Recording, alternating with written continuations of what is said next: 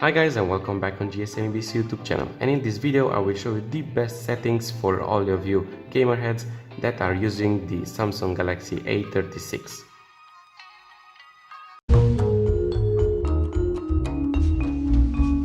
Now for starters, go to settings, scroll down, and when you get to advanced features, click on them, scroll a little bit down and go to game booster settings.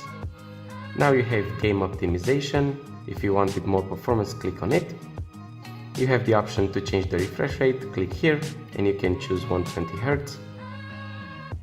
Now for a hidden feature, scroll down and go to notifications, and you can disable sound and vibration and show content on lock screen. Now when you are playing, you won't have any notification disturbing you from your gameplay. Thank you guys for watching, don't forget to like and subscribe, and I will see you in the next video.